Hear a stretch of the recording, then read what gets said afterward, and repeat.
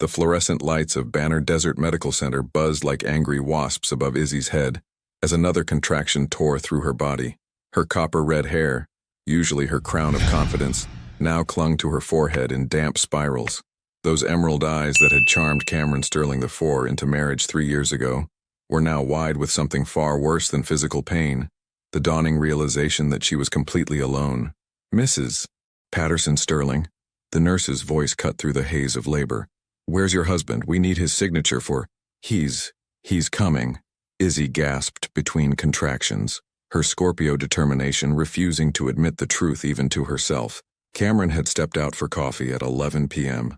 It was now 2:15 a.m., and her phone showed nothing but her own desperate, unanswered texts. "Cam, where are you? The baby is coming now. Cameron, answer your phone. Please don't do this to me." Each message delivered but unread. Each call straight to voicemail. The final push came at 2:47 a.m., and Luna Rose Patterson entered the world with a fierce cry that seemed to shake the entire maternity ward. As the doctor placed the tiny, perfect baby on Izzy's chest, she felt a love so overwhelming it momentarily erased everything else. Luna's eyes, an impossible shade of green-blue, stared up at her mother with an intelligence that seemed far too ancient for someone who'd been breathing for less than 30 seconds. "She's beautiful," Izzy whispered, tears streaming down her face. "Daddy's going to love you so much, baby girl." But when she looked toward the door, expecting Cameron to burst through with apologies and flowers and that charming smile that had convinced her he was different from all the other guys, there was only empty space. The nurse returned an hour later with paperwork and a strange expression. "Mrs. Patterson Sterling, I found this in the bathroom mirror." She held up a yellow post-it note, the kind Cameron used for his endless startup ideas and motivation quotes. Izzy's hands trembled as she read the 7 words that would haunt her for the next 4 years. "Can't handle this pressure. Need space. See." That was it. No explanation. No goodbye. No acknowledgement that he was abandoning his wife and newborn daughter at the most vulnerable moment of their lives. Just a post-it note stuck to a hospital bathroom mirror like a grocery list reminder. "Ma'am?" The nurse's voice seemed to come from underwater. "Do you have someone we can call? Family? Friends?" Izzy stared at Luna, who had fallen asleep against her chest with the kind of trust only newborns possess. Complete, absolute faith that the person holding them would never let them fall. The irony wasn't lost on her. Her daughter had more faith in her than her own husband had shown. "No," she whispered, kissing Luna's soft forehead. "It's just us now, baby girl." As Phoenix's desert sunrise painted the hospital walls gold through the window, Izzy made her first decision as a single mother. She would never again depend on someone who could walk away when things got hard. She would build something for Luna that no man could take away. Not with a post-it note, not with empty promises, not with anything. She just had no idea yet how much Cameron had already taken. The yellow note would stay tucked in Luna's baby book for years. Not as a keepsake, but as a reminder. Some people run when life gets real. Others learn to build empires from the ashes they leave behind.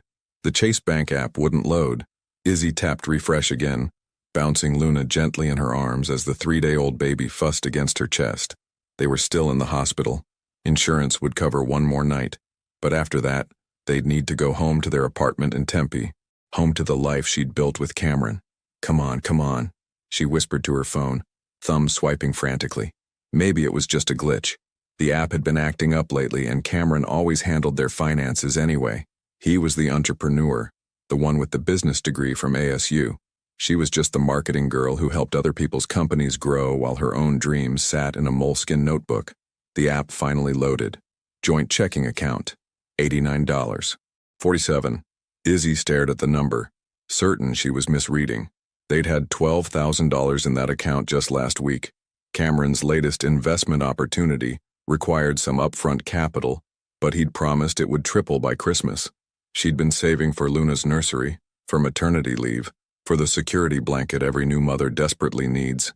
Her hands shook as she scrolled through the transaction history. 3 large withdrawals, all made yesterday while she was in labor. 2 transfers to accounts she didn't recognize. 1 massive cash withdrawal at 2:30 a.m., right when she'd been pushing Luna into the world. The son of a... She caught herself, looking down at Luna's peaceful face. "No, baby. Mama doesn't use words like that anymore." But Cameron Sterling IV apparently did much worse things than curse. The next discovery came when she tried to call him from the hospital landline, thinking maybe he'd blocked her number in some kind of emotional panic. The automated voice was clinical, final. The number you have dialed is no longer in service. Instagram, account not found. LinkedIn, profile unavailable. Facebook, user not found. It was like Cameron Sterling or Forbes had never existed at all.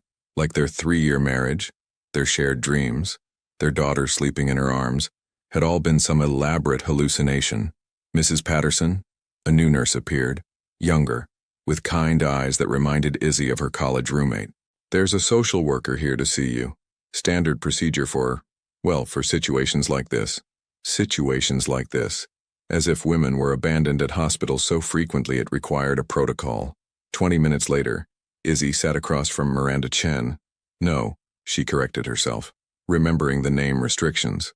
Miranda Torres, a woman in her 50s who'd clearly seen every variation of human cruelty and still chose to show up for work each day.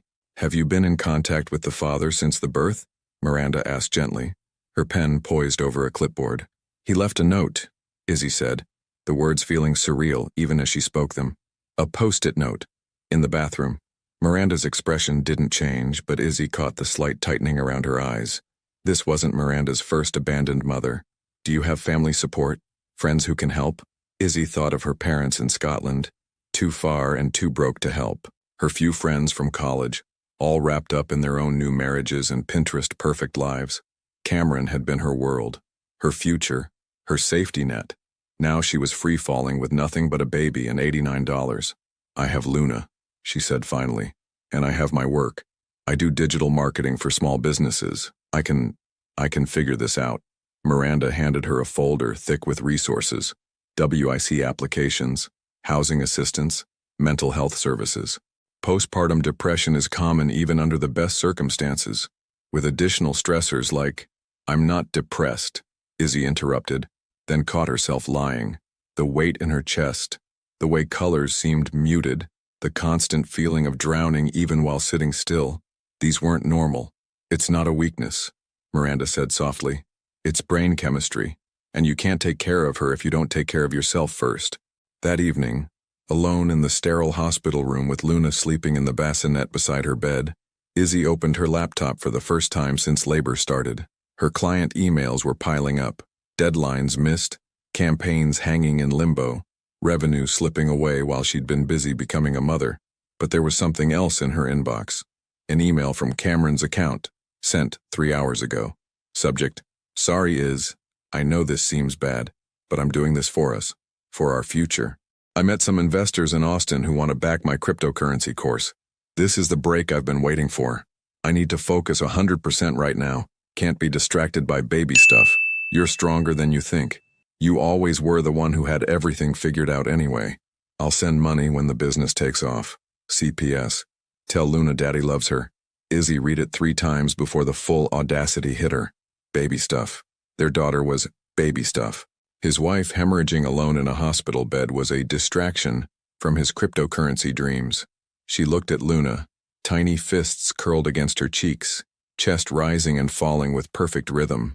This was the most important thing that had ever happened to either of them, and Cameron had reduced it to an inconvenience. You know what, Luna? She whispered, reaching out to stroke her daughter's soft cheek. Daddy doesn't deserve to love you. Not yet. Maybe not ever. For the first time since the post-it note, Izzy smiled. It wasn't happiness, not yet, but it was something fiercer, something more dangerous. It was the beginning of a plan. The email would be the last time Cameron Sterling Ford tried to explain himself, but it wouldn't be the last time Izzy thought about cryptocurrency courses, and Austin investors, and men who called their children distractions. Some obsessions are born from love. Others are born from betrayal so deep it rewrites your DNA. The lock had been changed. Izzy stood in the hallway of their Tempe apartment complex, Luna's car seat heavy in one hand, her hospital bag in the other, staring at the brass lock that definitely wasn't the same one she'd left 4 days ago. Her key turned halfway and stopped, as useless as everything else Cameron had left her with. You've got to be kidding me, she whispered, jiggling the handle one more time. The Uber driver was already pulling away, probably grateful to escape whatever domestic drama was unfolding in Building C. Luna started crying, That newborn wail that sounds like the world is ending because, for her, it kind of was. Hungry, confused, needing the consistency of home that apparently no longer existed.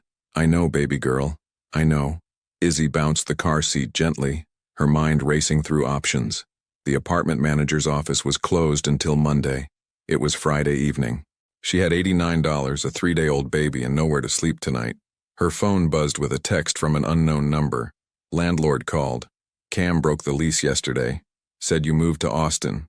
Sorry you had to find out like this. Travis, 2B." Travis from 2B, who she'd maybe spoken to twice in 3 years, had more information about her living situation than she did. The humiliation burned hotter than the Arizona sun beating down on the concrete walkway. Another text, this one from Cameron's number. Apparently he hadn't blocked her completely. "Told Wesley you decided to move back with your parents. Easier transition for everyone. Your stuff is in storage unit 447 on Baseline Road. Code is Luna's birthday." Even in abandonment, Cameron was rewriting history, making himself the reasonable one, the one who'd helped with the transition. Never mind that her parents lived in a 1-bedroom flat in Edinburgh and couldn't afford international phone calls, let alone housing a daughter and granddaughter they'd never met. Izzy sank onto the concrete steps, Luna's cries echoing off the stucco walls. This was rock bottom. Homeless with a newborn, broke, betrayed, and so exhausted she couldn't think straight. The postpartum hormones made everything feel magnified, like her emotions had been run through an amplifier set to maximum. "Excuse me?" A voice interrupted her spiral.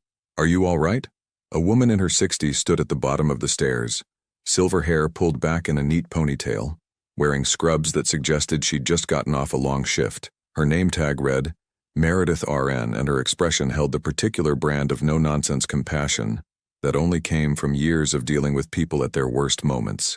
"I'm fine," Izzy lied automatically, then felt Luna's cry pierce through her skull again. "Actually, no, I'm really not fine." Meredith climbed the steps slowly, assessing the situation with practiced eyes. "New baby? 3 days old, and apparently homeless." The words came out before Izzy could stop them. "My husband, ex-husband, he broke our lease while I was in the hospital giving birth. That's illegal in Arizona," Meredith said matter-of-factly. "But I'm guessing you don't have energy for a legal battle right now." "I don't have energy for anything right now." Meredith sat down beside her on the steps, unbothered by the heat radiating from the concrete. "I'm in 3A. Been watching you and that boy come and go for 2 years. Never liked him much. Too much hair gel and not enough follow-through, if you ask me." Despite everything, Izzy almost smiled. "You pegged him perfectly. Honey, I've been a labor and delivery nurse for 37 years.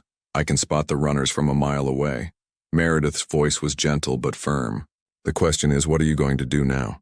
Luna's cries had settled into whimpers, and Izzy realized she'd been unconsciously swaying the car seat in that rhythmic motion all new mothers learn without being taught. "I have no idea. I've never been on my own before. College, then Cameron, then this." "Well, you're on your own now," Meredith said, not unkindly. "And that baby is counting on you to figure it out." The truth hit Izzy like a physical blow. Luna didn't care about Cameron's betrayal or Izzy's broken heart or the financial devastation. Luna needed food, shelter, safety, and love, in that order. Everything else was just noise. "There's an extended stay motel on Apache Boulevard," Meredith continued. "Not fancy but clean. Weekly rates. Give you time to think, to plan. I have $89. Then you better get creative fast." Meredith stood up, brushing dust off her scrubs. "But first you need to eat something. You're still recovering from major trauma, and that baby needs you healthy." She pulled a $20 bill from her wallet. "There's a Fry's grocery store 2 blocks down. Get yourself a rotisserie chicken, some bread, whatever formula that baby needs. Consider it a welcome to single motherhood gift." Izzy stared at the money, her throat tight with unexpected gratitude. "I can't." "You can and you will. And when you're back on your feet, not if when, you'll help the next woman sitting on these steps with a newborn and nowhere to go." As Meredith disappeared into the building, Izzy looked down at Luna, who had finally stopped crying, and was staring up at her with those impossible green-blue eyes. So trusting, so certain that Mama would figure it out. "Okay, baby girl," Izzy whispered, standing up on shaky legs. "Mama's going to figure it out." The first step was the storage unit. The second was finding somewhere to sleep tonight. The third was making a plan that would ensure they never ever found themselves this vulnerable again. But as she walked toward the main road, Luna's car seat bumping gently against her leg, Izzy felt something unexpected rising in her chest. Not hope exactly, but something fiercer, something that tasted like determination and felt like fire. Cameron Sterling IV had wanted to rewrite their story. Fine, she'd write a better ending. The walk to Fry's grocery store would take 23 minutes with a newborn. By the time Izzy reached the automatic doors, she'd already started planning her empire. It would begin with a rotisserie chicken and a cheap motel room, but it would end with Cameron Sterling IV understanding exactly what he'd thrown away. Room 237 at the Desert Palms. Extended stay smelled like industrial disinfectant and broken dreams. The carpet was brown, whether by design or decades of wear, Izzy couldn't tell, and the single window looked out onto a parking lot where tumbleweeds collected against rusted pickup trucks. But it had 4 walls, a deadbolt, and cost $59 for the week. Most importantly, it was theirs. Luna slept in the center of the bed, surrounded by pillows like a tiny fortress. At 2 weeks old, she'd already adapted to their nomadic life with the resilience that would later make her such a formidable little person. Izzy sat cross-legged on the floor, laptop balanced on her knees, surrounded by printouts from the storage unit. Bank statements, lease agreements, credit card bills that painted a picture of financial destruction she was still processing. Cameron hadn't just emptied their checking account. He'd maxed out their joint credit cards, taken cash advances, even borrowed against his 401k. The storage unit had revealed the full scope, $47,000 in debt, that somehow had her social security number attached to it. How is that even legal? She whispered to Luna, who responded with a small sigh that sounded remarkably like judgment. Her phone buzzed. Another client email marked urgent. WebCorp Solutions needed their September campaign launched yesterday, and Izzy's absence had already cost them 2 potential leads. She'd built her freelance marketing business carefully over 3 years, cultivating clients who trusted her instincts and relied on her consistency. Now she was answering emails from a motel room floor at 11 p.m., while her newborn daughter slept among cheap pillows. The irony wasn't lost on her. She spent her days helping other people's businesses grow while her own life imploded. She'd increased revenue for a Phoenix coffee roastery by 340% last year. She'd launched a successful social media campaign for a Tucson boutique that quadrupled their online sales. She understood market research, customer psychology, brand positioning. Maybe it was time to apply those skills to her own situation. Izzy opened a new document and started typing. Situation analysis. Izzy Patterson, Project Phoenix. Current status, age 26. Assets, $89 cash, laptop, clothes, newborn daughter. Liabilities, $47K debt, no permanent address, sole financial responsibility for infant skills. Digital marketing, social media management. Content creation, client relationship management. Market position, displaced but not defeated. Competitive analysis, Cameron Sterling IV, 12K Instagram followers, promoting cryptocurrency course, based in Austin target market, aspiring entrepreneurs, primarily male 25-40 demographic weakness, no actual business track record, relies on lifestyle marketing versus substance opportunity assessment, growing market for authentic business content, especially female entrepreneurship gap in market for real single mother success stories versus performative inspiration. Personal story has viral potential if positioned correctly. Izzy paused, staring at what she'd written. She was analyzing her own trauma like a marketing campaign, but maybe that's exactly what she needed. Emotional distance, strategic thinking, the clinical approach that had made her so successful with clients. Her phone rang. Cameron's number. For a moment she considered not answering, but Luna stirred slightly and Izzy realized she wanted to hear what excuse he'd offer for the debt, for the complete financial devastation he'd left behind. What do you want? Her voice was steadier than she felt. Thank God. I've been trying to reach you. Cameron's voice had that forced casualness he used when he was lying. Listen, there's been a misunderstanding about the credit cards. A misunderstanding? Izzy kept her tone flat, professional. Is that what we're calling $47,000 in debt? Silence. Then, how did you... Look, I can explain. The Austin opportunity required more capital than expected, but it's going to pay off huge. I just need a few months to... Where are you staying, Cam? What does that matter? I'm focused on our future. Where are you staying? Another pause. With Madison temporarily. Just until the business takes off. Madison. The name hit like a physical slap. How long have you been with Madison? It's not like that. She's an investor, a business partner. How long, Cameron? Izzy, you're not understanding the bigger picture here. This cryptocurrency course is going to revolutionize. She hung up. Luna had woken during the call and was watching her mother with those ancient-seeming eyes. Izzy picked up her daughter, settling her against her chest, breathing in that newborn smell that somehow made everything else feel manageable. You know what, baby girl? She whispered. Daddy just gave us very valuable market research. Izzy opened her laptop again, this time navigating to Instagram. It took 30 seconds to find Cam Sterling CEO, and another 30 to find Madison Harper's account linked in his bio. Madison Harper, 25, lifestyle coach, $1,200 followers, posting yoga poses and smoothie recipes from what looked like a high-end Austin apartment. But it was the photo timestamps that told the real story. Cameron and Madison's business partnership had been documented on social media for 3 months. 3 months of couples workouts and shared breakfast posts and motivational quotes about building empires together. Luna had been conceived 4 months ago. Izzy stared at the photos until her vision blurred. Then she screenshot everything, saved it to a folder labeled Evidence, and closed the laptop. Some people run when life gets complicated. Others document the competition and prepare for war. Your daddy thinks he's building an empire, Luna, she said softly, stroking her daughter's cheek. But he has no idea what an empire actually looks like. She looked around the motel room. Peeling paint, broken air conditioning, the sound of highway traffic bleeding through thin walls. This wasn't an ending. This was market research. And tomorrow she'd start building something Cameron Sterling IV couldn't take away, couldn't control, and definitely couldn't compete with. The folder labeled Evidence would eventually contain 847 screenshots, 23 financial documents, and 1 detailed analysis of Cameron's social media strategy. But tonight it held just the beginning of what would become the most successful revenge campaign in Arizona business history. The studio apartment in Glendale wasn't much, 450 square feet of beige walls and linoleum floors, but it had something the motel room hadn't, a deadbolt that only Izzy controlled. She'd managed to negotiate first month and security deposit by promising the landlord, Mrs. Chen, 3 months of social media marketing for her daughter's nail salon, the bartering economy of survival. Luna, now 6 months old, sat in her bouncy seat watching her mother work with the intense focus that would later make her such a determined child. Those green-blue eyes tracked every movement as Izzy typed client proposals on her laptop, balanced on a card table that served as both desk and dining room. The morning routine had become sacred. 5 a.m. wake-up, coffee from the Mr.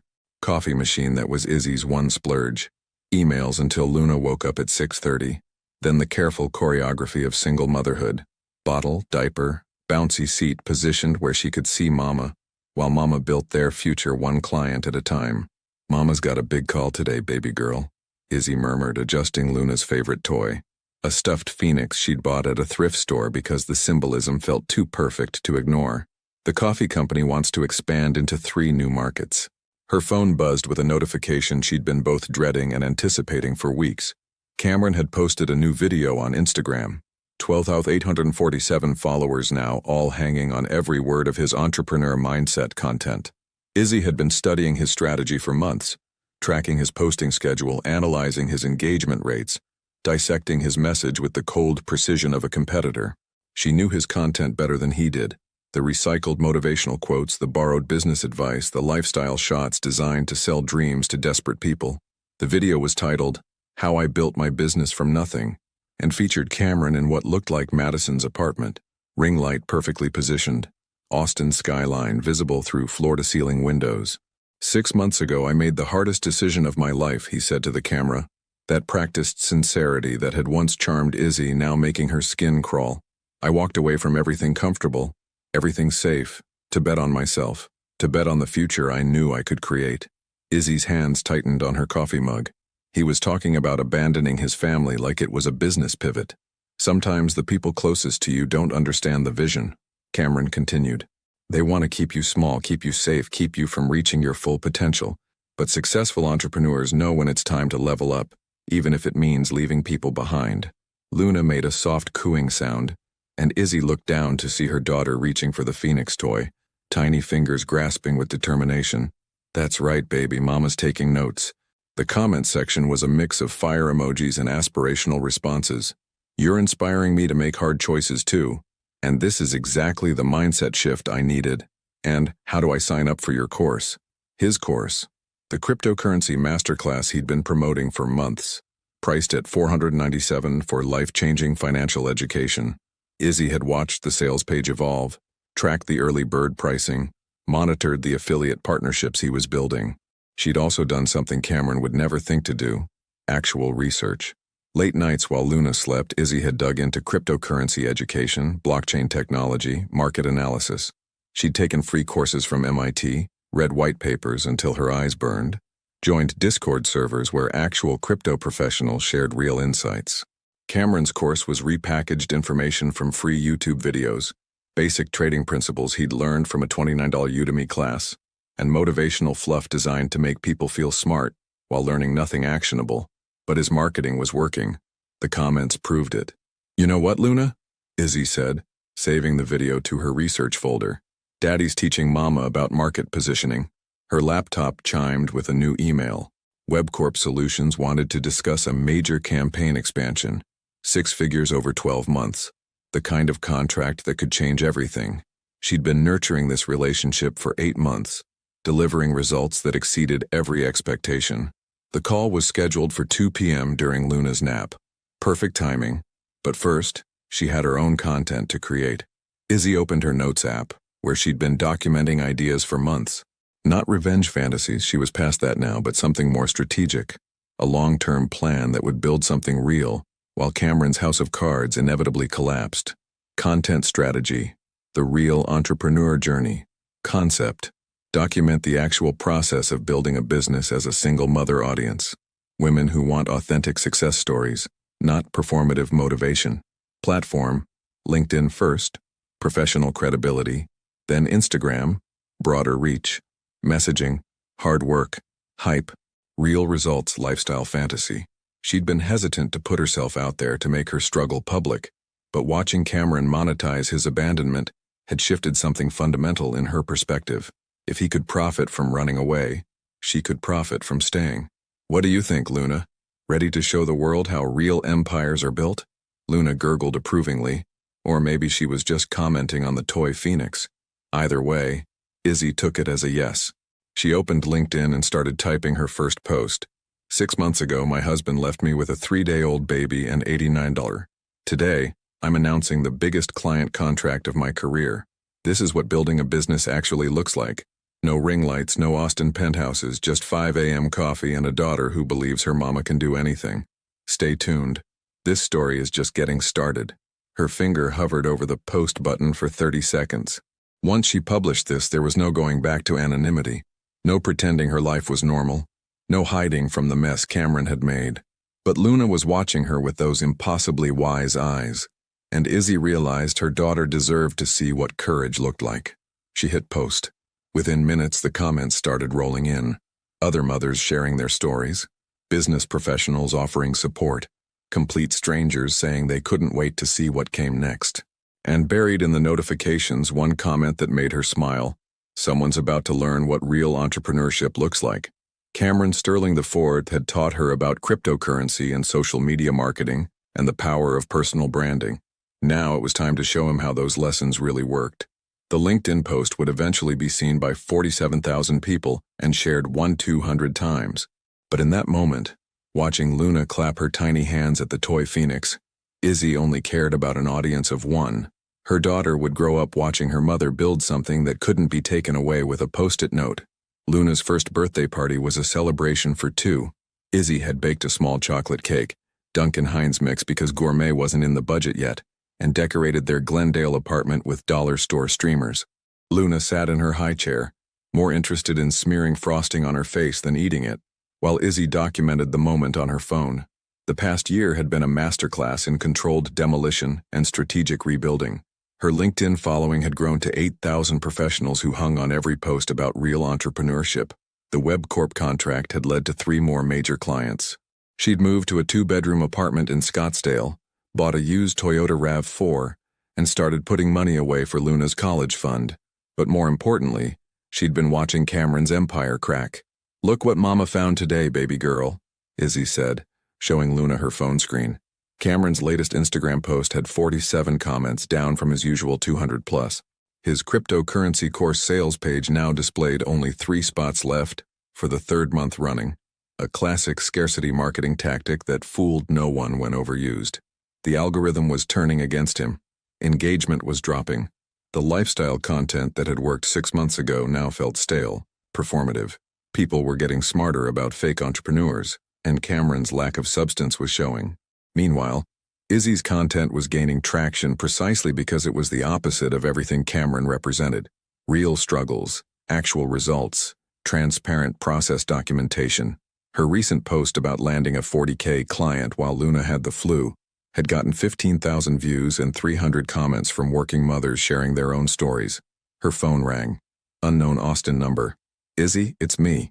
Cameron's voice was different. Smaller somehow, less of that entrepreneur confidence that used to fill every conversation. "It's Luna's birthday," she said simply, watching her daughter investigate whether cake frosting worked as hair gel. "I know. That's why I'm calling." A pause. "I wanted to talk to her. She's 1 year old, Cam. She can say mama and no and more. What exactly did you plan to discuss?" "Don't be like that. I'm her father." The word father hung in the air between them like a bad joke. Izzy looked at Luna, who had never once asked about Daddy, never seemed to notice that piece was missing from their puzzle. "Are you?" she asked quietly. "What's that supposed to mean?" "Fathers show up, fathers contribute. Fathers don't disappear for a year and then call wanting conversation privileges." Cameron's voice gained an edge. "I've been building something.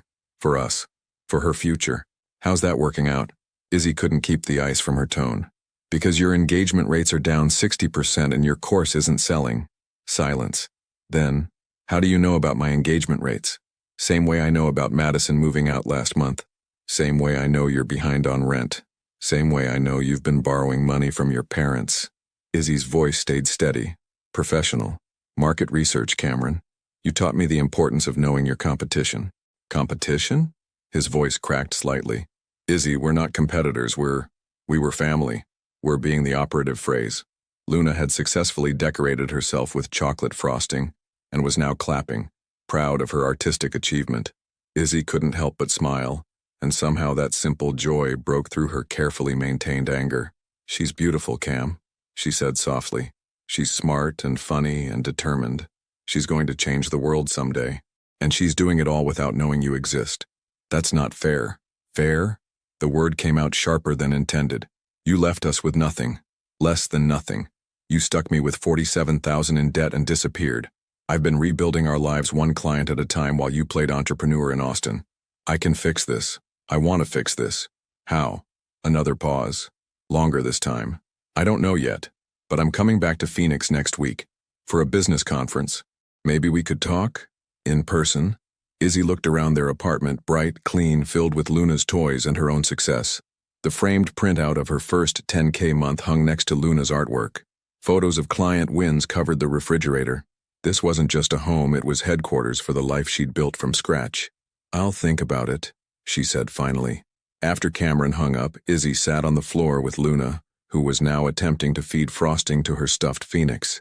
The toy was worn from constant companionship, one wing slightly loose from too much toddler love.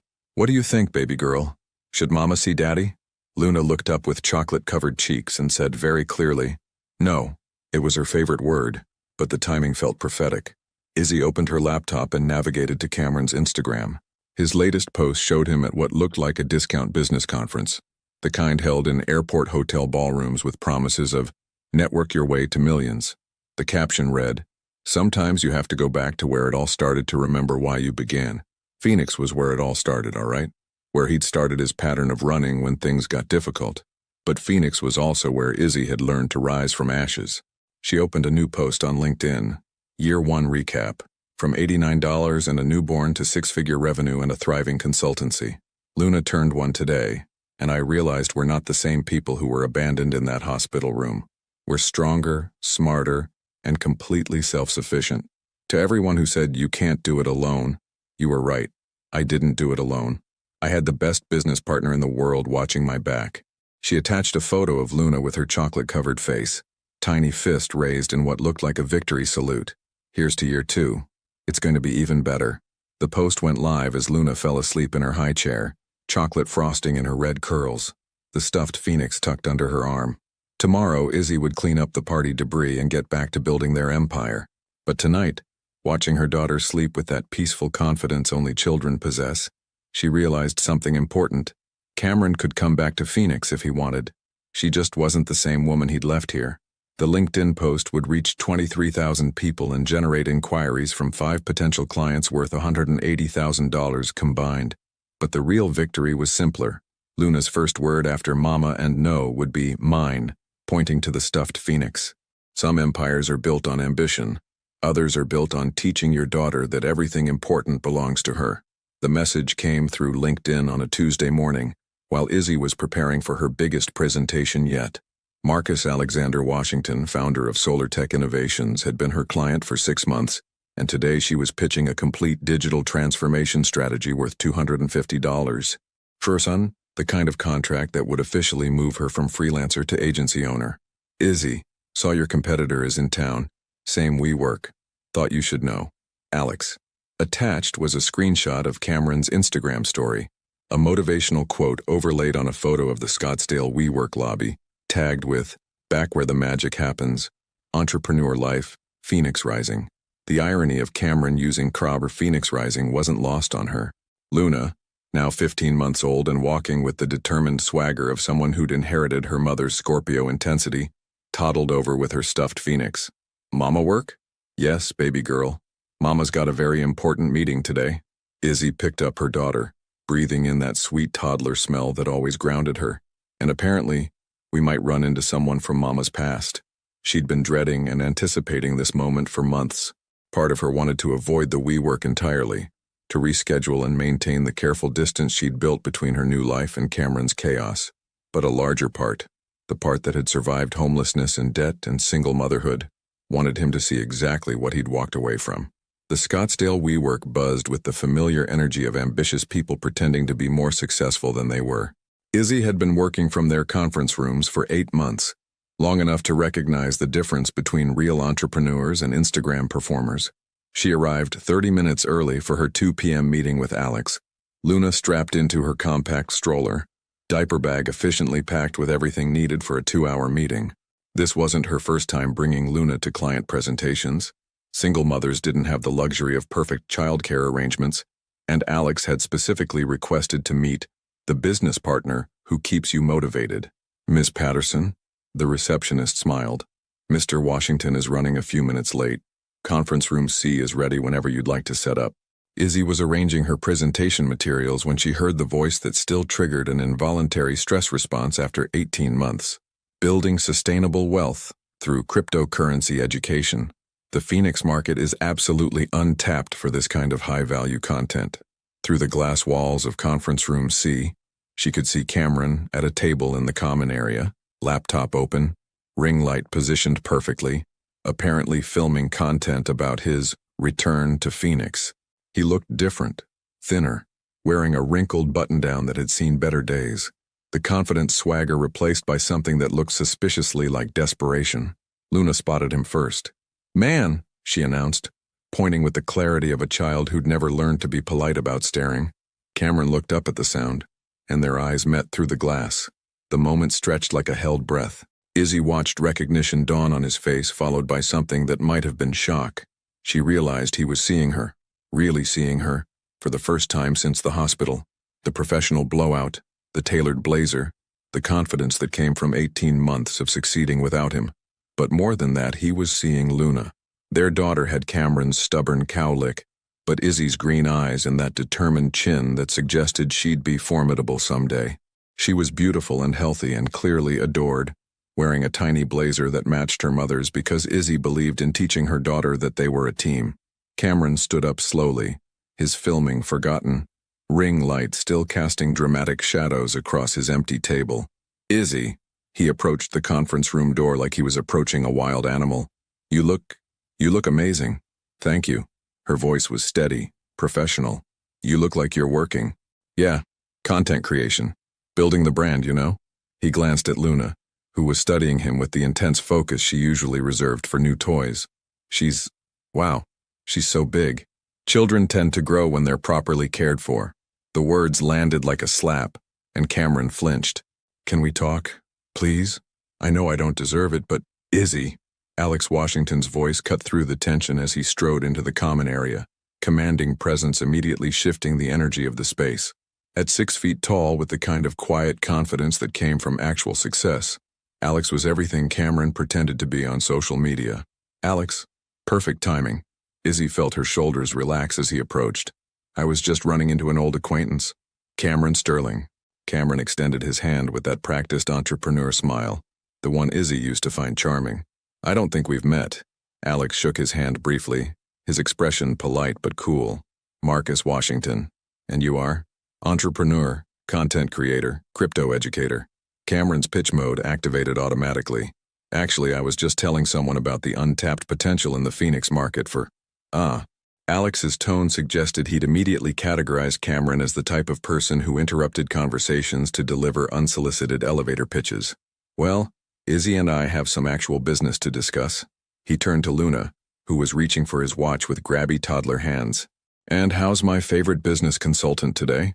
Luna giggled as Alex gently redirected her attention to the pen in his pocket, clearly comfortable with children in a way that suggested actual experience rather than performance. She's been looking forward to showing you her presentation skills, Izzy said, lifting Luna from the stroller. Haven't you, baby girl? Presentation, Luna repeated carefully, proud of the big word she'd been practicing. Cameron watched this interaction with an expression Izzy couldn't quite read. Pain, maybe. Regret. The dawning realization that he was witnessing the life he'd chosen to abandon. We should get started, Alex said, checking his watch.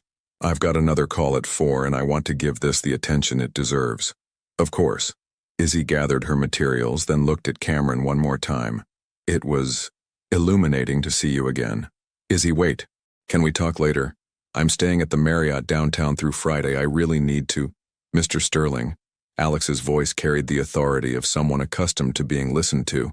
Ms. Patterson has built something remarkable here. Whatever your history, I'd suggest respecting the boundaries of someone who's clearly moved on. Cameron's face flushed red, but he nodded. Of course. Sorry to interrupt. As they settled into the conference room, Luna happily occupied with the coloring books Izzy always brought, Alex leaned back in his chair. Ex-husband? Baby daddy who decided fatherhood wasn't in his business plan. Izzy's tone was matter-of-fact. He left when Luna was 3 days old. Alex nodded slowly. And now he's back. Trying to... I have no idea what he's trying to do. But it doesn't matter. Izzy opened her laptop, the familiar comfort of work helping her refocus. Shall we talk about transforming SolarTech's digital presence? For the next 90 minutes, they dove deep into strategy, metrics, implementation timelines. Luna alternated between coloring and charming Alex with her attempts to help by organizing his pens by color. This is exactly what we need, Alex said finally, reviewing the proposal summary. When can you start? Immediately. I've already assembled the team for a project this size. Team? Izzy gestured to Luna, who was now arranging crayons in precise rows. My business partner and I are very hands-on with our clients. Alex laughed. Genuine, warm. Best business partner I've ever met. Deal. They shook hands as Luna clapped, apparently understanding that good things had just happened. Through the glass walls, Izzy could see Cameron still at his table, ring light off, staring at his phone with the dejected posture of someone whose content wasn't performing. Alex, she said as they packed up, thank you. For earlier. For what? For reminding me what it looks like when someone chooses to stay. Alex's expression softened. Izzy, you built this. All of it. Don't let anyone make you forget that. As they walked toward the elevator, Luna waving goodbye to everyone in the common area with royal enthusiasm, Izzy felt something shift inside her chest. Not closure exactly, but clarity. Cameron Sterling IV had wanted to see her again. Mission accomplished. Now he could spend the rest of his Phoenix visit understanding exactly what he'd thrown away. The SolarTech contract would officially launch Patterson Digital Agency and lead to 12 additional corporate clients within 6 months. But the real victory was simpler. Luna's perfectly organized crayon display, a tiny mirror of the empire her mother was building. Beautiful, intentional, and completely under their control. Cameron started showing up everywhere. Not in the stalker way that would require restraining orders, but in the pathetic way of a man who'd finally realized what he'd lost and had no idea how to process that information. He lingered at the Starbucks near Luna's daycare. He attended every free business networking event in Scottsdale. He even signed up for a yoga class at the studio, where Izzy had mentioned practicing in one of her LinkedIn posts from 6 months ago. "Mama man again," Luna observed from her car seat as they pulled into the parking lot of Whole Foods. Cameron was sitting in a silver Camry, clearly a rental, scrolling through his phone with the defeated posture of someone whose content creation wasn't paying the bills. "I see him, baby girl." Izzy's voice was calm, but her hands tightened on the steering wheel. "What should we do?" "Ignore," Luna announced with the wisdom of someone who'd learned that word recently and enjoyed its power. Smart girl. But ignoring became harder when Cameron started commenting on her LinkedIn posts. Not trolling or hostile comments, but worse, desperate attempts at relevance wrapped in fake enthusiasm. "So proud to see you thriving. Our daughter is lucky to have such a driven mother. Your success story is inspiring to all entrepreneurs. Keep crushing it. Phoenix business community is lucky to have innovators like you." The comments made Izzy's skin crawl, partly because of their transparent manipulation, but mostly because of how they reframed their history. "Our daughter," as if he'd been co-parenting from Austin instead of completely abandoning them. Her followers noticed. "Who is this guy claiming your daughter? Sounds like someone trying to rewrite history." "Izzy, you don't owe anyone access to your success story." The final straw came on a Thursday evening when Izzy was leaving Luna's daycare and found Cameron waiting by her RAV4. "Please don't call security," he said quickly, hands raised in a gesture of surrender. "I just need 5 minutes, please." Luna, now 18 months old and increasingly verbal, took one look at Cameron and declared, "No, thank you. She has good instincts," Izzy said, unlocking her car and placing Luna in her car seat. "What do you want, Cameron?" "I want to be in her life. In both your lives." His voice cracked slightly. "I made a mistake, Izzy. The biggest mistake of my life. A mistake is forgetting to pick up milk. You didn't make a mistake. You made a choice. Multiple choices, over multiple months." Izzy's tone was matter-of-fact, clinical. "You chose Madison. You chose Austin. You chose to drain our bank accounts and disappear. I was scared.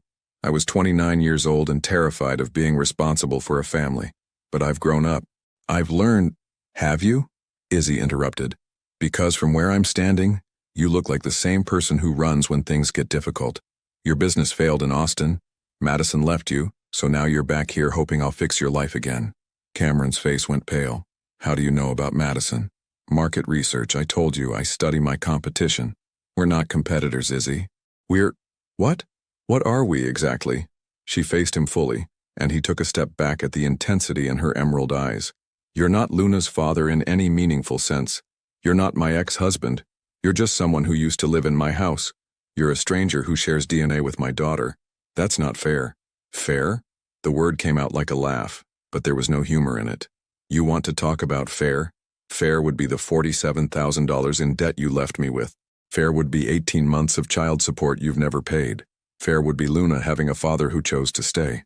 Luna had been listening to this conversation with the serious expression she wore when adults were discussing important things. Now she leaned forward in her car seat and said very clearly, "Bye-bye, man." Cameron looked at his daughter, really looked at her, and something broke across his face. "She doesn't even know me." "No, she doesn't. And that's your fault, not mine. I want to change that. I want to be her dad. Dad is a verb, not a noun." Izzy's voice softened slightly, but not with forgiveness, with pity. "You can't just show up 18 months later and claim a title you never earned. Then let me earn it. Give me a chance to." "No." The word was final, absolute. "My daughter doesn't need someone who might stay if the mood strikes him. She needs security, consistency, people who choose her every single day. You've already proven you're not that person." Cameron stood in the parking lot as Izzy drove away, Luna waving goodbye from her car seat with the cheerful indifference of someone saying farewell to a grocery store clerk. That evening, while Luna played with her blocks and babbled to her stuffed phoenix, Izzy opened her laptop and did something she'd been avoiding for weeks. She researched family law attorneys. Not because she was afraid of Cameron, she wasn't, but because successful entrepreneurs protected their assets and Luna was the most important asset she'd ever built. Her phone buzzed with a text from Alex. "Saw your LinkedIn post about boundary setting. Everything okay?" She'd posted that morning about the importance of protecting your energy from people who confused access with relationship. It had gotten 500 comments from women sharing their own stories of reclaiming power from people who'd treated them as optional. Just some cleanup from the past. Nothing I can't handle. If you need anything, let me know. Luna's honorary uncle is here for backup. The text made her smile. Alex had started referring to himself as Luna's honorary uncle after she'd called him Uncle Alex at their last meeting, apparently deciding he was part of their chosen family. You know what, baby girl? Izzy said, watching Luna stack blocks with the focused determination that suggested engineering might be in her future. Some people earn their place in our family. Others just assume they deserve it. Luna looked up from her blocks. Mama family? That's right. Mama and Luna family. Uncle Alex family. Meredith from the old apartment family. She ticked off the people who'd chosen to stay, who'd shown up consistently, who'd proven their love through actions rather than words. Cameron? Luna asked, apparently testing the boundaries of their family definition. Cameron is just Cameron, not our family. Luna nodded solemnly and went back to her blocks, apparently satisfied with this categorization. Later that night, after Luna was asleep, Izzy found herself scrolling through Cameron's Instagram. His Phoenix content wasn't performing well. Comments were sparse, engagement was down, and his latest post about reconnecting with family values had exactly 12 likes. The algorithm was brutally honest about authenticity. People could sense desperation, even through a screen. Izzy closed the app and opened her own LinkedIn profile. 12,000 followers now, consistent engagement, inquiries from potential clients every week. Tomorrow she was interviewing for her first full-time employee, someone to help manage the growing client base while she focused on strategy and business development. Cameron Sterling IV wanted back into their lives because his attempt at replacing them had failed spectacularly. But Izzy Patterson had built something that didn't need replacing, didn't need fixing, didn't need him at all.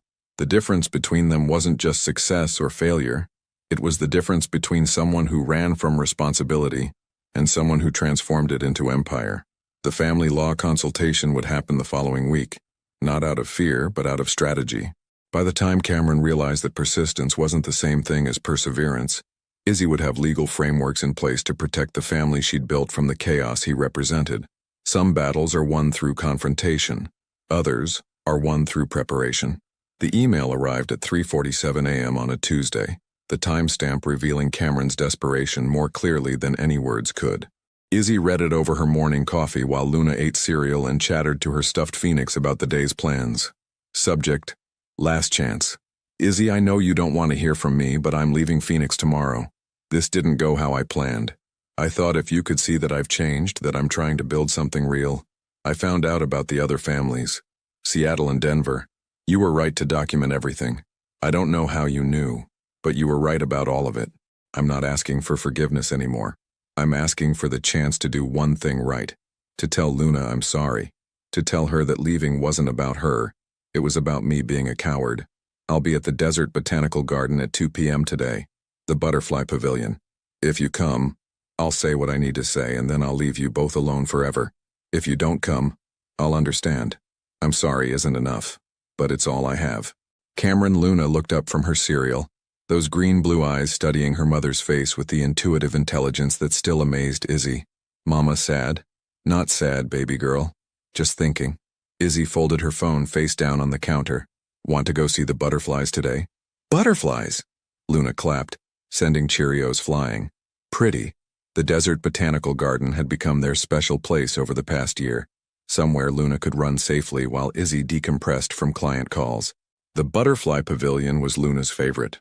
A humid oasis where she would stand perfectly still, arms outstretched, hoping one would land on her. They arrived early. Izzy wanted to control the environment, to choose the positioning, to ensure Luna felt safe regardless of how the conversation went. She'd brought snacks, water, Luna's favorite toys. Everything needed to make a quick exit if Cameron's version of closure became too much. He was already there when they walked into the pavilion, sitting on a bench near the entrance, staring at his hands. The Cameron Sterling IV brand was completely absent. No ring light, no perfect angles, no motivational backdrop. Just a man in wrinkled khakis and a polo shirt that had seen better days. Luna spotted him first. Man again. she announced with the weary tone of someone who'd encountered this particular inconvenience too many times. "Hello, Luna," Cameron said softly, not moving from the bench. "Do you like the butterflies?" Luna considered this question seriously, then nodded. "Pretty," she confirmed, then looked at her mother. "Mama, butterflies? Go ahead, baby girl. Stay where Mama can see you."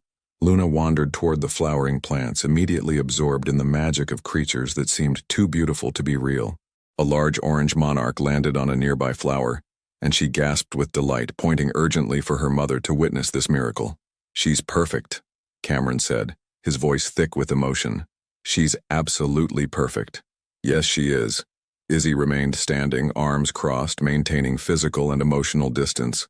"I don't remember being that young and innocent, happy." Cameron watched Luna attempt to whisper to a butterfly that had landed near her shoe. "Was I ever that trusting?" "She trusts because she's been given no reason not to. She's safe, loved, consistent in her world." Izzy's tone was matter of fact. "Children reflect their environment. You did that. You gave her that." Cameron finally looked up at Izzy. "I want you to know I understand that now. What I walked away from wasn't just a woman and a baby. It was a family. A real family." "Why are you telling me this, Cameron?" "Because I need you to know that when I'm gone, really gone this time, it's not because I don't love her. It's because I do." His voice cracked. "I love her enough to stop disrupting the life you've built for her." A blue butterfly landed on Luna's outstretched finger, and she went completely still, hardly breathing, as if she understood she was experiencing something magical that required reverence. "I researched you," Cameron continued. "Your business, your clients, your success. I read every LinkedIn post, every article written about you. Single mother builds $1 million agency. From abandonment to empire. The entrepreneur who turned betrayal into business strategy." Izzy felt a chill run down her spine. She hadn't known about some of those articles. "You're famous, Izzy. Not Instagram famous, actually famous. In business circles, entrepreneur communities, women's leadership forums, people study your story." Cameron's voice held something between admiration and devastation. "And I'm just a footnote. The coward who walked away from Izzy Patterson. Is that what this is about? Your reputation?" "No." Cameron shook his head emphatically. "This is about understanding that I can't undo what I did. I can't earn my way back into her life. I can't fix this." Luna had moved on from the butterfly, distracted by a colorful flower that was apparently the perfect height for toddler investigation. She picked it carefully and toddled back to her mother, offering the slightly crushed bloom with the generous heart of someone who wanted to share beauty. "Thank you, baby girl. It's beautiful." Izzy accepted the flower with the reverence it deserved. "Mama beautiful," Luna announced, then noticed Cameron watching them. "Man sad?" Out of the mouths of babes. "Yes," Cameron said quietly. "Man is very sad. But not because of you, Luna. Because of choices I made before you were born." Luna studied him with that serious expression she wore when processing complex information. Then she walked over to the flower bed, selected another bloom, and walked back to Cameron. "For sad," she said simply, offering him the flower. Cameron stared at the small pink bloom in his daughter's tiny hand, and tears started flowing down his cheeks.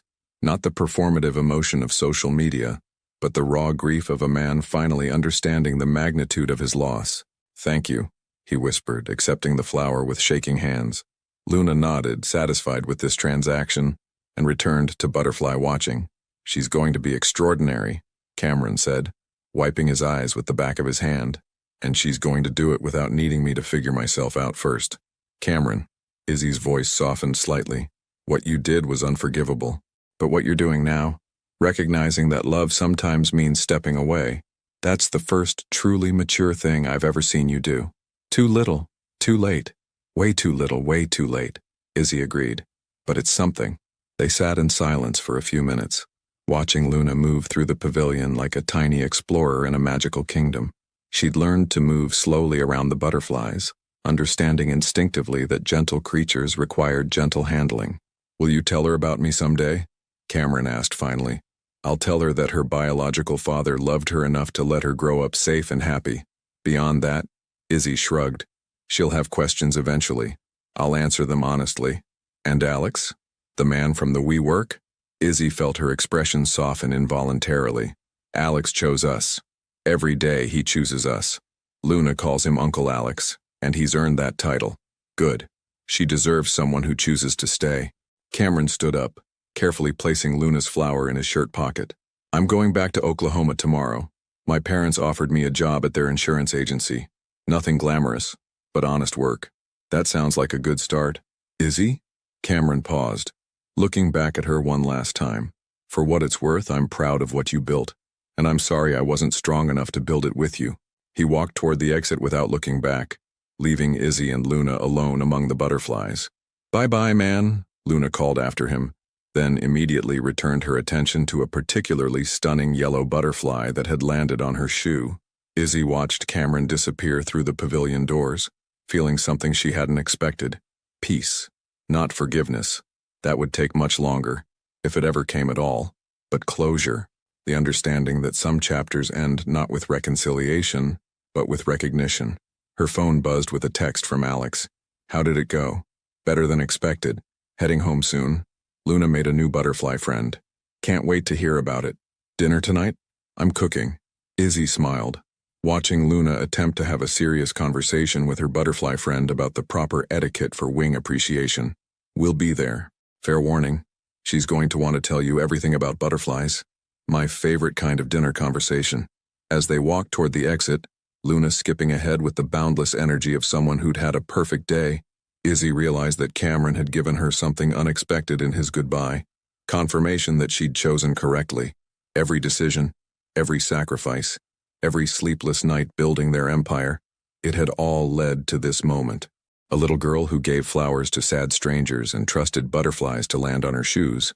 An empire built not on what was taken from them, but on what they'd created together, and the certainty that some families are born not from biology, but from the daily choice to stay. The butterfly pavilion would become Luna's favorite metaphor as she grew older. Beautiful things that seemed fragile, but were actually strong enough to travel thousands of miles. Some transformations happen in cocoons. Others happen in the space between a woman deciding to stay and a man finally learning to leave. 1 year later, the Forbes article photographer captured the shot perfectly. Izzy standing in the floor-to-ceiling windows of her new downtown Phoenix office, the city skyline stretching behind her like a conquered kingdom. Luna, now 2.5, sat at a miniature desk nearby, working on her own laptop, a decommissioned MacBook that Izzy had filled with educational games and photos. Can you look toward the camera, Ms. Patterson? The photographer asked. We want to capture the confidence that built Patterson Digital from nothing. Not nothing, Izzy thought. From betrayal, from abandonment, from $89 and a yellow post-it note. But she smiled for the camera, because the Forbes feature story would reach millions of women who needed to see that empire building was possible even when, especially when, you started with less than nothing. Mama Magazine, Luna announced proudly, having learned that today was special because people with cameras were documenting their life. That's right, baby girl. Mama's in a magazine because she built something amazing. We built, Luna corrected with the precision of someone who'd been included in every major business decision since birth. Mama and Luna built, the photographer laughed. Is she always this involved in business operations? Always. Luna's been my business partner since day one. Izzy picked up her daughter, who immediately began arranging Izzy's hair for optimal photo angles. She has excellent instincts for brand management. It was true. Patterson Digital Agency now employed 12 people, had offices in Phoenix and Denver, and had just signed their largest contract yet, a $2.3 million digital transformation for a renewable energy consortium. The company projected $8 million in revenue for the year, putting Izzy firmly in the category of entrepreneurs who'd built something that couldn't be diminished by one person's absence. More importantly, she'd built something that proved absence could be transformed into abundance. Tell me about your success story, the journalist said, settling into one of the comfortable chairs in Izzy's office. From single mother to millionaire entrepreneur in 3 years. What was the turning point? Izzy considered the question while Luna played quietly with blocks on the carpet, the same rainbow blocks they'd had in their Glendale apartment, now arranged in a corner of an office that overlooked the city, where she'd once been homeless. The turning point was realizing that the person who abandoned me had also freed me, she said finally. When someone walks away from your life, they're not just leaving. They're giving you permission to build something they could never have imagined. And your daughter's father? Is he involved in Luna's life now? Luna looked up at the mention of father, her expression curious but not pained. They'd had age-appropriate conversations about how some families look different, how Luna had Mama and Uncle Alex in their chosen family, while other children had different configurations. Luna's father made his choice 3 years ago. We've made ours since then. Izzy's voice was neutral, factual. The beautiful thing about family is that it's not defined by who shows up once, but by who shows up consistently. As if summoned by the conversation, Alex appeared in the office doorway, holding coffee and wearing the easy smile that had become as familiar as home. Sorry, I'm late. Lunch meeting ran long. He handed Izzy her usual order, oat milk latte, extra shot, and crouched down to Luna's level. How's my favorite business executive today? Uncle Alex. Luna abandoned her blocks to launch herself into his arms. Mama's famous. Mama's always been famous to us, Alex said, lifting Luna effortlessly. But now everyone else gets to know how extraordinary she is. The photographer caught the moment, the three of them laughing together, Luna secure in Alex's arms while Izzy beamed with the kind of joy that can't be staged. It would become the photo that defined the article, the image that perfectly captured what Empire actually looked like. Not mansions or luxury cars, but the quiet confidence of people who'd chosen each other deliberately and built something lasting together. After the interview crew left, Izzy stood in her office watching the Phoenix sunset paint the mountains purple and gold. Luna was at her child-sized conference table, conducting very serious meetings with her stuffed animals, while Alex worked on his laptop nearby, the picture of domestic business bliss. The article will be out next month, Izzy said, settling onto the couch next to Alex. Forbes estimates it'll reach about 3 million readers. 3 million people learning that resilience looks like a woman with a laptop and a toddler, Alex said, closing his computer to give her his full attention. I'm proud of you. I'm proud of what you've built. What we've built, Izzy corrected, echoing Luna's earlier sentiment. You've been part of this story since month 18. You chose us when we were still figuring ourselves out. I chose you because you'd already figured yourselves out. You just didn't know it yet. Luna finished her stuffed animal meeting and wandered over to the adults, climbing onto the couch between them with the assumption that she belonged wherever they were. Story time, she requested, pulling out her favorite book, a picture book about butterflies that they'd bought after the botanical garden visit a year ago. Which butterfly story tonight? Izzy asked, settling Luna against her side. The one about growing wings, Luna said decisively. As Izzy read about caterpillars transforming into butterflies, she thought about her own metamorphosis. 3 years ago, she'd been a woman who defined herself by her relationship to a man who didn't value what he had. Now she was a woman who'd built an empire that employed others, supported families, created something meaningful that would outlast any individual relationship. Mama? Luna said sleepily as the story ended. Do butterflies remember being caterpillars? I don't know, baby girl. Why? Because if they do, they probably think being a butterfly is better. Alex and Izzy exchanged a look over Luna's head, one of those wordless communications that long partnerships develop. The wisdom of children, delivered with perfect timing. I think you're right, Izzy said, kissing the top of Luna's head. Being a butterfly is definitely better.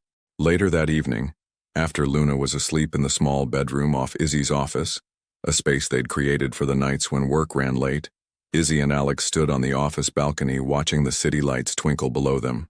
Question, Alex said, wrapping his arms around her from behind. When Luna's older and she asks about her origin story, what will you tell her? Izzy leaned back against his chest, solid and warm and permanently present in their lives. I'll tell her that sometimes the worst thing that happens to you becomes the foundation for the best thing you build. I'll tell her that her father's absence taught us both what real love looks like. Not the kind that leaves when things get difficult, but the kind that shows up every day and chooses to stay. And if she wants to contact him someday, then I'll support that decision, because by then, she'll have grown up watching what healthy relationships look like. She'll know the difference between someone who earns their place in her life and someone who assumes they deserve it. They stood in comfortable silence, watching their city spread out below them like a kingdom they'd conquered not through force, but through the quiet persistence of people who refused to be broken by other people's failures. Izzy's phone buzzed with a notification. Her LinkedIn post about the Forbes feature had reached 50,000 views in 2 hours. The comments were pouring in from women sharing their own stories of transformation, of building empires from betrayal, of discovering that the people who walk away were just making room for the people who choose to stay. But the comment that made her smile was from an unexpected source. Meredith, the nurse from her old apartment building who'd given her $20 and the first glimpse of what survival could look like, told you that you'd figure it out. So proud of what you've built. Luna is lucky to have learned from the best. Meredith, everything okay? Alex asked, noticing her smile. Better than okay. Izzy turned in his arms, looking up at the man who'd seen her at her most vulnerable and chosen to love not just her, but the daughter who came with her. Everything is exactly as it should be. Below them, Phoenix glittered like a promise kept. Above them, stars appeared one by one in the desert sky, each one a reminder that light is most visible against darkness. And inside their office turned home, Luna slept peacefully, surrounded by the empire her mother had built, not despite her father's abandonment, but because of it. An empire constructed from the revolutionary idea that the people who choose you are more valuable than the people who are supposed to love you. Some stories end with reconciliation. Others end with the understanding that the best revenge is building something so beautiful, so successful, so unshakable, that the person who walked away becomes irrelevant to the joy they left behind. Cameron Sterling IV had taught Izzy Patterson about betrayal, about cryptocurrency courses, and about the difference between performance and authenticity. But Luna Patterson Washington would grow up learning about empire building, about chosen family, and about the revolutionary power of people who show up not just once, but every single day. The difference between those lessons would shape generations. The Forbes article would go viral, generating 847 inquiries from potential clients and resulting in Patterson Digital's expansion to 4 cities within 18 months. But the real success story wasn't in the numbers. It was in the photo of Luna at her tiny desk, wearing a blazer that matched her mother's, learning that empires are built by people who understand that the most powerful response to betrayal is building something beautiful enough to make the betrayer irrelevant. 5 years later, Luna's 7th birthday, the backyard of their Paradise Valley home, buzzed with the controlled chaos of a child's birthday party. Luna, now 7 years old with her mother's fierce green eyes and her own unstoppable determination, commanded her celebration like the natural-born leader she was becoming. "Mama, the butterfly piñata goes there," she directed, pointing to the exact spot where the lighting would create the perfect Instagram moment. At 7, Luna Patterson Washington already understood the fundamentals of brand management, event planning, and the importance of creating experiences people would remember. Izzy watched her daughter orchestrate the party setup, with the same strategic thinking she'd inherited along with those copper-red curls. Patterson Digital had become Patterson Holdings 2 years ago, expanding beyond marketing into business consulting, real estate development, and a venture capital fund focused on women-owned businesses.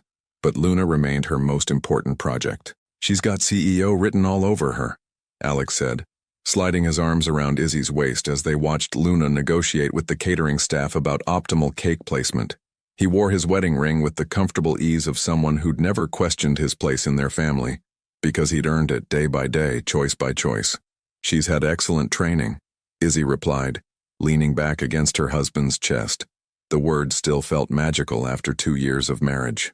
Not because she'd needed someone to complete her, she'd been complete on her own, but because Alex had added to their empire without trying to control it. Mrs. Patterson Washington, their housekeeper Carmen, approached with a gentle smile. "There's someone at the front gate asking to speak with you. He says it's about Luna's birthday." Izzy and Alex exchanged a look. They weren't expecting any additional guests, and security at their gated community was typically airtight. "Did he give a name?" Izzy asked, though something in her chest already knew. "Cameron Sterling. He said you'd understand." The name hung in the air like smoke from a fire they'd thought was long extinguished. Luna, absorbed in piñata logistics, hadn't heard the conversation, but Izzy felt Alex's arms tighten protectively around her. "What do you want to do?" he asked quietly. Izzy looked around their backyard, at the pool where Luna had learned to swim, at the garden where they grew vegetables together, at the life they'd built that was so far beyond what she'd imagined possible in that Desert Palms motel room 7 years ago. "I want to see what he thinks he has to say." They walked to the front gate together, leaving Luna safely absorbed in party preparations. Through the iron bars, Izzy saw a man who bore little resemblance to the Cameron Sterling IV, who'd once dominated social media with cryptocurrency advice and lifestyle content. This Cameron was graying at the temples, wore a simple button-down shirt and khakis that looked genuinely modest rather than strategically casual. He held a small wrapped gift and wore the expression of someone who'd learned the difference between humility and performance. "Hello, Izzy." His voice was quieter than she remembered. "Alex." "Cameron." Izzy's tone was neutral, professional. "What are you doing here?" "I wanted to bring Luna something for her birthday, and to see her. Just to see her." He held up the gift. "It's a book. About butterflies." I remembered. From the botanical garden. "She's 7 years old, Cameron. She doesn't know you exist." "I know. I'm not asking to disrupt her party or confuse her. I just—" He paused, searching for words. "I've been sober for 3 years. Real sobriety, not just from alcohol. From the need to run when things get difficult. From the need to be someone I'm not." Alex stepped slightly forward, not threatening but clearly protective. "What does that have to do with showing up at our daughter's birthday party unannounced?" "Nothing. Everything. I don't know." Cameron's composure cracked slightly. "I've been living in Tulsa, working for my parents' insurance agency. Real work, helping real people. I got married last year, to someone who knew about Luna before our first date, who understood that I'd made choices I couldn't undo." "Good for you," Izzy said, meaning it. "But that doesn't explain why you're here." "Because my wife asked me when I was going to stop punishing myself and start honoring my daughter by making sure she knows she was wanted, even if I was too broken to be what she needed." Izzy felt something shift in her chest. Not forgiveness. That was still a bridge too far. But recognition that the man standing before her had finally become someone capable of putting Luna's needs before his own guilt. "She doesn't need to know you exist, Cameron. She has a father. She has a family. She has everything she needs. I know, and I'm grateful for that. Grateful to Alex for being what I couldn't be. Grateful to you for being strong enough to build what I was too weak to help create." Cameron's voice was steady, honest. "But someday she might have questions. And when she does, I want her to know that her biological father fought to become someone worthy of answering them." From the backyard, they could hear Luna's laughter echoing off the water as her friends arrived for the party. Pure joy, uncomplicated by adult regrets or complicated histories. "What are you asking for?" Alex asked. "Nothing today, maybe nothing ever. But if Luna ever wants to know about her biological father, I want her to know about the man I became, not just the boy who ran away." Izzy studied Cameron's face, looking for traces of the manipulation that had once defined every conversation. Instead, she saw something she'd never seen before: genuine accountability without expectation of reward. "The book," she said finally. "What kind of butterfly book?" "It's about metamorphosis, about how caterpillars don't just grow wings, they completely dissolve and rebuild themselves into something entirely new." Cameron's smile was sad but genuine. "I thought she might like the science behind the magic." Despite herself, Izzy almost smiled. Luna had recently announced her intention to become a butterfly scientist, and had been checking out every book about Lepidoptera from the library. "I'll give her the book," Izzy said, from an anonymous admirer of her butterfly expertise. "If she likes it, maybe someday there will be more books. But no contact, no relationship, no expectations.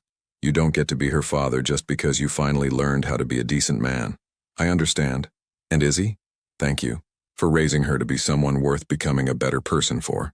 Cameron placed the wrapped book on the ground next to the gate and walked back to his car, a modest Honda Civic that suggested his influencer days were definitively over. "What do you think?" Izzy asked Alex as they watched Cameron drive away. "I think that's the first time he's ever put Luna's needs before his own feelings." Alex picked up the gift, examining it thoughtfully. "And I think 7 years was exactly how long it took for him to grow up enough to understand what he lost." They walked back to the party, where Luna was directing a complex game that seemed to involve butterflies, treasure hunting, and very specific rules about turn-taking. The book would go into Luna's room that evening, another addition to her growing library with no fanfare or explanation needed. Luna would grow up knowing she was loved fiercely by the people who chose her every day. If she ever wanted to know about the man who shared her DNA, that information would be available to her, but it would be her choice, made from a position of strength and security rather than need. "Mama! Uncle Alex!" Luna called from across the yard. "Come see what happens when you mix butterfly confetti with pool water. It's science." As they hurried toward their daughter, their chosen daughter, their perfectly complete family, Izzy realized that empires weren't just about business success or financial security. They were about creating something so stable, so full of love, so unshakable, that even the people who'd once tried to destroy it could only stand at the gates and admire what they'd lost. Some stories end with reconciliation. Others end with the understanding that the best victory is becoming so happy that your former enemy's approval becomes irrelevant to your joy. Cameron Sterling IV had finally learned to love Luna enough to stay away, and Luna Patterson Washington would grow up in an empire built on the revolutionary principle that love is a verb, family is a choice, and the most powerful response to betrayal is building something so beautiful that the betrayer becomes just another person standing outside, hoping for a glimpse of the magic they chose to abandon.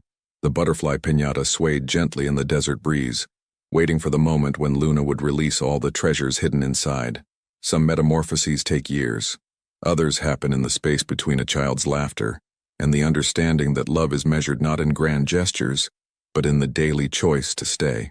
Would you have the courage to rebuild your life from scratch, knowing that the person who broke you might someday want back in? Your participation in the channel is very important. Please leave your opinion in the comments. Thank you for watching.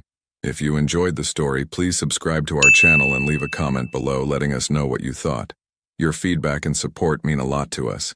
Stay tuned for more exciting stories.